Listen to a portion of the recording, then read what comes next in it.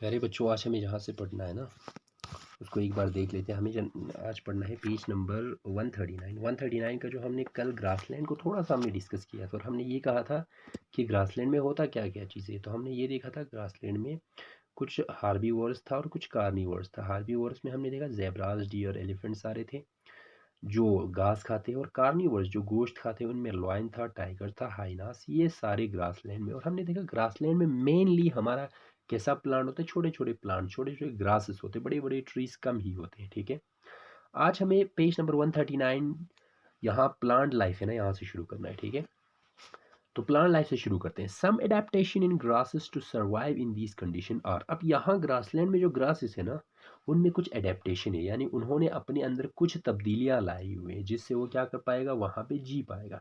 यानी वहाँ पे जिंदा रहने के लिए अपने अंदर कुछ चेंजेस लाए हुए प्लांट ने।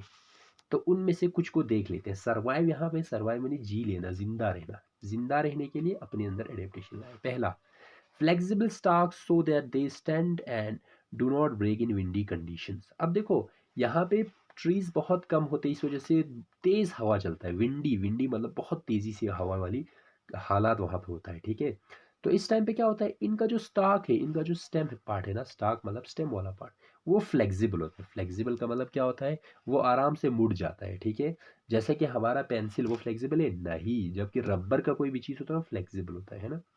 तो आप ऐसे ही पढ़ सकते हो फ्लेक्सिबल क्या है, जैसे कि हमारा पेपर वो फ्लेक्सिबल है ना, वो आराम से मुड़ सकता है।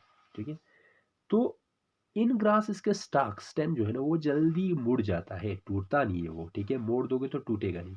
तो वो क्यों है, ताकि वो स्टैंड कर पाए, ताकि वो आराम से खड़ा रह पाए। And do not break in windy condition, और वो ब्रेक ना हो, ब्रेक का मतलब टूट जाना, और वो नॉट ब्रेक यानी टूट ना पाए विंडी कंडीशन में, जब तेज हवा चलेगा।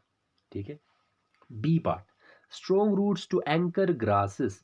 दूसरा इनका क्या है, बहुत स्ट्रोंग रूट्स होते हैं। किस चीज़ के लिए, ग्रास को पकड़ के रखने के लिए। एंकर क्या होता है, एंकर हमारा वो चीज़ हो जो किसी चीज़ को पकड़ने के लिए यूज़ करते हैं, जैसे हम मछली पकड़ने के लिए एंकर यूज़ करते हैं ना। ठीक है, हुक, जिसको हम हुक बोलते हैं। तो क्या होता है, इनके रूट्स बहुत स्ट्रोंग होते हैं जिससे ग्रास को जो है ना वो हुक करके यानी पकड़ के रखते हैं। ठीक है, C part, small leaves to reduce loss of water. इनके लीव्स बड़े छोटे छोटे होते हैं ताकि वाटर का लॉस कम हो। रिड्यूस मतलब कम होना। तो ये क्या करता है, पानी के जो बाहर निकलना है ना उसको कम करते हैं, यानी पानी को लॉस कम करता है। कैसे, छोटे छोटे लीव्स, क्योंकि बड़े लीव्स होंगे तो ट्रांसपैरेशन ज़्यादा होगा, पानी ज़्यादा निकलेगा, इसलिए इनके लीव्स छोटे होते हैं। ठीक है, पेज, नेक्स्ट पेज पे चलते हैं। तो नेक्स्ट पेज पे हमारा क्या है, ये वाला नहीं, यहाँ पे है नेक्स्ट पेज। तो नेक्स्ट पेज पे हमारा है, trees grow in grassland like acacia are also small with small leaves and roots that go deep into the soil in search of water। अब क्या बोला है, जितने सारे ट्रीज ग्रासलैंड में होता है ना, जैसे कि एक एग्जांपल है एकाशिया ट्री। एकाशिया बहुत छोटे छोटे ट्रीज होते हैं। तो ये ट्रीज क्या करता है, आल्सो स्मॉल, ये भी बहुत छोटे होते हैं, और इनके लीव्स भी क्या होता है, स्मॉल होता है, लीव्स भी बड़े छोटे होते हैं।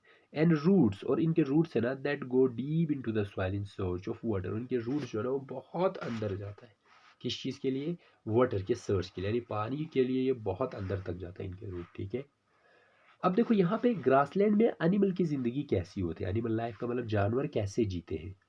Lions live in forest and grassland and are strong animals that can hunt and kill animals like deer।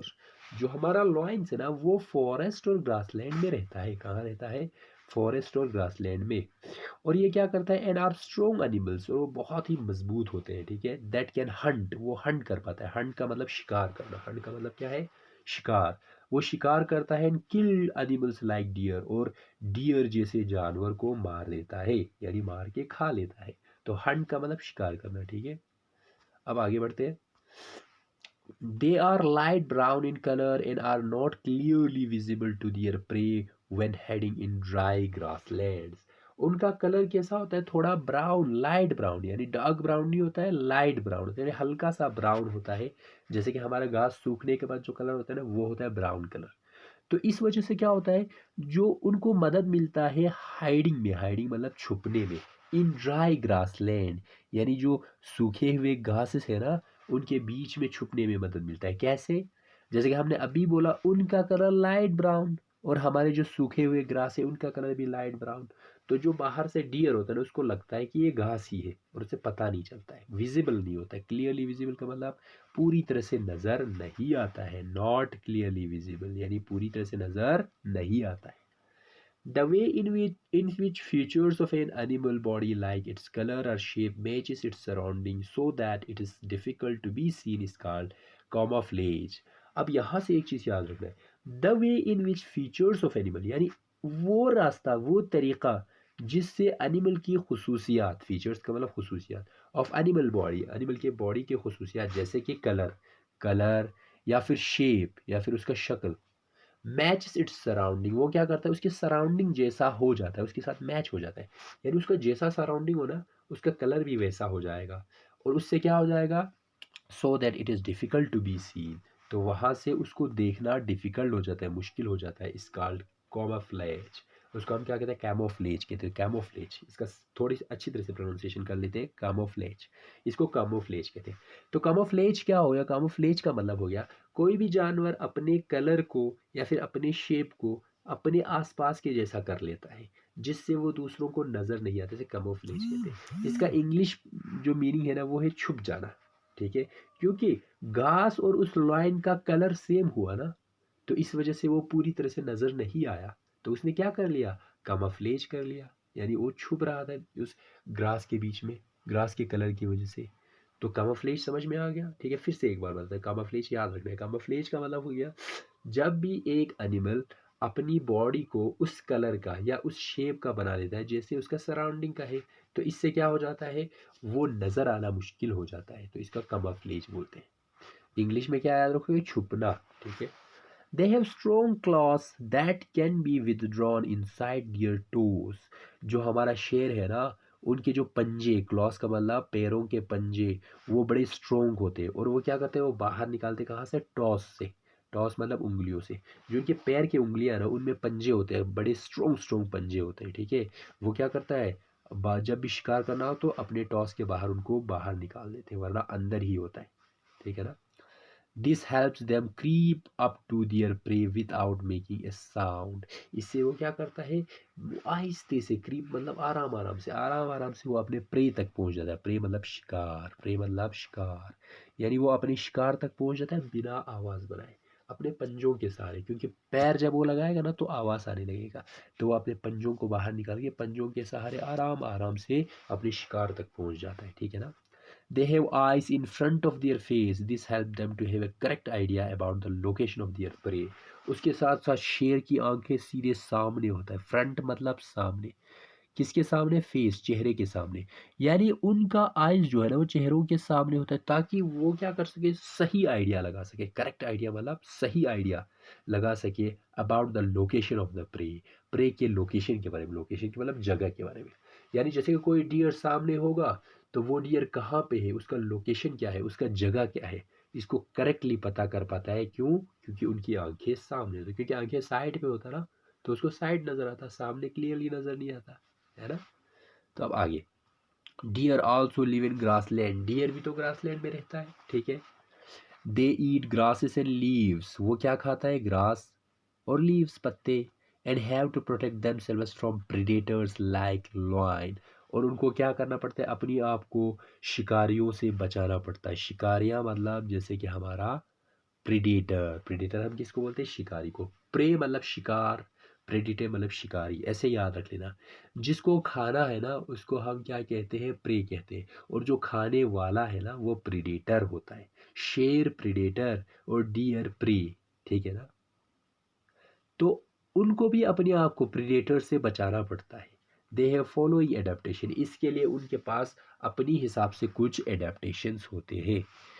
They have strong flat hind teeth for chewing plants, अब जो डियर है या जो प्रीडेटर्स है उनके जो फ्रंट टीथ है ना वो स्ट्रॉन्ग और फ्लैट होता है, ठीक है, ताकि वो क्या कर पाए, आराम से घास को चीव कर पाए। चीव का मतलब चबाना, जैसे कि हम च्यूइंग गम कहते हैं, च्यूइंग गम क्या होता है, चबाने वाला गम, इसी तरह से यहाँ पे चीविंग का मतलब चबाना, ठीक है। They have long ears to hear any movement of predators, इनके कान क्या होते हैं, लंबे लंबे होते हैं, जैसे हमारा डियर है ना, उनके कान लंबे होते हैं, क्यों, ताकि वो प्रेडेटर के मूवमेंट की आवाज़ को सुन सके, यानी प्रेडेटर अगर पास आ रहा है तो उसकी आवाज़ को सुन पाए। प्रेडिटर मतलब शेर या फिर टाइगर या फिर हाइनास, ये सारे जो शिकारी है, ठीक है। They have eyes on the sides of the head, उनके आइज कहाँ होता है, साइड्स पे। इससे क्या होता है, it enables them to look in all direction for danger, इससे वो किसी भी डेंजर का किसी भी डायरेक्शन से आते हुए देख सकता है। जैसे कि अगर साइड से कुछ आ रहा है तो वो भी देख सकता है। तो इसीलिए जो भी प्रे होता है ना, जो भी शिकार होता है, उनका आंखें जो है ना वो क्या होगा, साइड पे होगा। जैसे कि हमने शिकारी का, प्रेडेटर का आंखें आगे होता है, लेकिन हमारा प्रे का आइज कहाँ होगा, साइड पे होगा। They have strong legs and can run very fast, और इनके साथ साथ हमारे प्रे का जो पैर है ना वो बहुत स्ट्रोंग होता है, ताकि वो जल्दी जल्दी दौड़ सके। पीछे शेर पड़ जाए ना तो उनको जल्दी दौड़ना पड़ेगा, तो जल्दी दौड़ने के लिए उनका पैर क्या होता है, बहुत स्ट्रोंग, ठीक है। These adaptation can also be seen in other grassland animals like zebras and bisons. इसी तरह ये जो हमारे पास एडेप्टेशंस है ना, ये दूसरे जानवरों में भी पाया जाता है। जैसे कि हमारा जेब्रा में भी ये एडेप्टेशन होता है, ठीक है ना। और हमारे बाइसन में, जेब्रा और बाइसन को एक बार देख लेते हैं, हमारे यहाँ पे इमेज दिया हुआ है, एक मिनट। तो ये हमारा जेब्रा है ना, ये हमारा जेब्रा है, ठीक है। तो इनमें भी ये एडेप्टेशन होता है। कल हम क्या करेंगे, एक्वेटिक हैबिटेट को पढ़ लेंगे, ठीक है ना। तो कल और परसों तक ये चैप्टर हम ख़त्म कर देंगे। उसके बाद T1 में जो भी चैप्टर है वो मुझे कोई भी स्टूडेंट मुझे सजेस्ट करे कि कौन सा चैप्टर अगला है T1 में, या फिर मुझे T1 का सिलेबस सेंड करे कोई भी, ठीक है। Okay guys, thank you.